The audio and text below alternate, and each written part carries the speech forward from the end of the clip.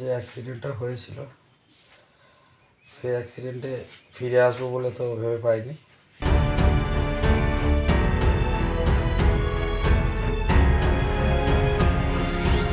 ভয়ঙ্কর সেই ঘটনার প্রায় এক সপ্তাহ কাটতে চলল।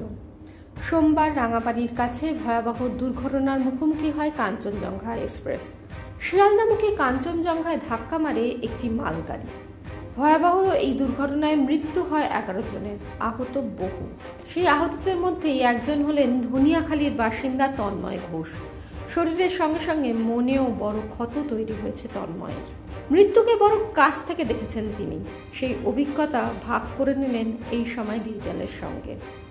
ঘটনা তো বলে যে অ্যাক্সিডেন্টটা হয়েছিল সেই অ্যাক্সিডেন্টে ফিরে আসবো বলে তো ভেবে পাইনি। যাই হোক, ঠাকুরের আশীর্বাদে ফিরে এসেছি।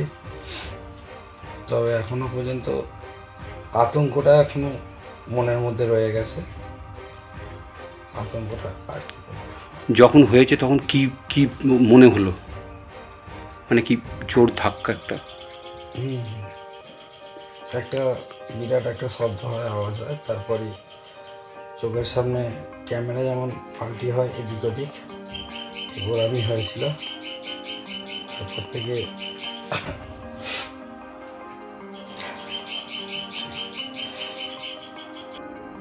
দাঁড়িয়ে থাকা কাঞ্চনজঙ্ঘা এক্সপ্রেসকে পিছন থেকে ধাক্কা মারে মালগাড়িটি। ধাক্কা প্রথমে লাগে ট্রেনটির লাগেজ ভ্যানে। সেই কামরার পর 3 নম্বর জেনারেল কামরাতেই ছিলেন তন্ময় ঘোষ। তিনি জানালেন, এরপর হঠাৎই জোরে একটি ঝাঁকুনি দেয় ট্রেনটা, তারপর লাইন থেকে নেমে যায়। এরপরের বিভৎসতা ঠিক কারোরই মনে নেই তেমন ভাবে। তবে দুর্ঘটনায় আহত তন্ময় শুধু নিজে বেঁচে ফেরেননি, বরং দিয়েছেন আরো অনেককে বাঁচার আলো। কজনকে আপনি উদ্ধার করেছেন বললেন? 5 জন। তাদেরকে উদ্ধার করে বাইরে বার করেছিলেন? হ্যাঁ, 5 জনকে বার করেছিলাম। তার মধ্যে সৌনক সাহা ছিল, ওকে নামিয়েছিলাম। একটা ফলতার ছেলে ছিল, তার নাম কি মিসামুল নাম, তাকে একজন, বাদ বাকি একজন মহিলাকে, একটা আর 2 জনকে ঠিক মুখটা দেখিনি সেই মুহূর্তে, বলতে পারবো না, তবে 2 জনই ছেলে ছিলেন। তাদের বার করার পর আপনি বেরিয়েছেন? তাদের বার করার পর হ্যাঁ, লাস্টে আমি বেরোই। আপনাদের সঙ্গে সঙ্গে কি লোকাল মানুষ খবর পায়? হ্যাঁ, সঙ্গে সঙ্গে পাশে একখানা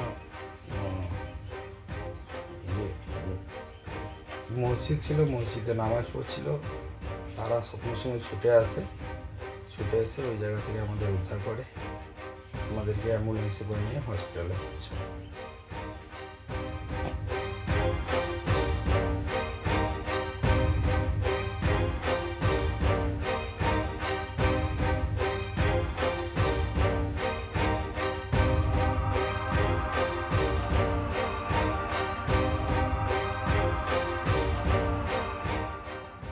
যে কাঞ্চনজঙ্ঘা অ্যারেস্ট হয়েছিল গত সোমবার, সেই দিনেই খবর পেয়ে আমাদের মাননীয় মুখ্যমন্ত্রী মমতা বন্দ্যোপাধ্যায় সেখানে চলে গেছিলেন এবং সবার সাথে সেখানে দেখা করেছিলেন। আমি সেখান থেকে জানতে পারলাম যে ধনেখালির 2 জন, সৌনক সাহা আর তন্ময় ঘোষ, এরা 2 জনও ওই কাঞ্চনজঙ্ঘায় তারাও যাত্রী ছিলেন এবং তারাও অ্যাক্সিডেন্টে ইনজিওর, হসপিটালে ভর্তি।